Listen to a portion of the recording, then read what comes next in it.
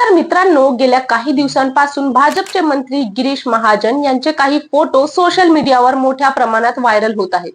या फोटोमध्ये त्यांच्या सोबत दिसणारी महिला कोण आहे, हे फोटो नेमके कधीचे आहे आणि अचानक हे फोटो आता चर्चेत काय येत आहेत, याबाबत अनेक तर्क वितर्क लावले जात आहेत. नमस्कार, मी सपना, स्वागत आहे तुमचं बातमी या चॅनलमध्ये.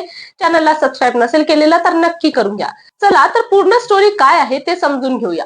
तर या वादाला आणखी हवा मिळाली ती ठाकरे गटाच्या नेत्या सुषमा अंधारे यांच्या एका सोशल मीडिया पोस्टमुळे. त्यांच्या त्या पोस्ट नंतर सोशल मीडियावर प्रतिक्रिया, आरोप प्रत्यारोप आणि चर्चांचा अक्षरशः पूर आला.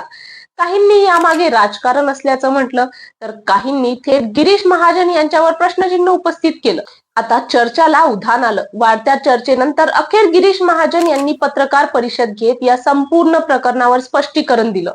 त्यांच्या म्हणण्यानुसार फोटोमध्ये दिसणारी तरुणी आणि तिचं कुटुंब हे त्यांच्या अनेक वर्षांपासूनच्या कौटुंबिक परिचयातील आहेत. यासाठी त्यांनी काही जुने फोटोही माध्यमांसमोर सादर केले.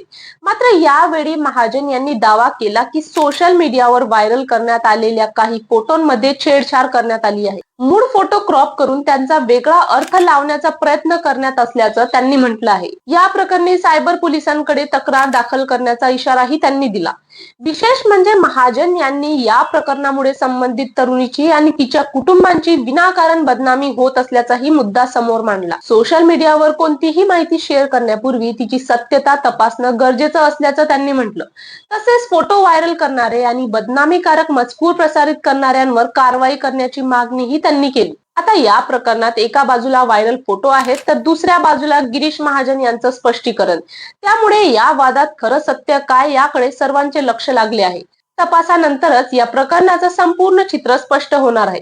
या संपूर्ण प्रकरणावर तुमचं मत काय आहे, कमेंट सेक्शन मध्ये आम्हाला नक्की सांगा. आणि व्हिडिओ आवडला तर लाईक, शेअर आणि सबस्क्राईब करायला विसरू नका. धन्यवाद.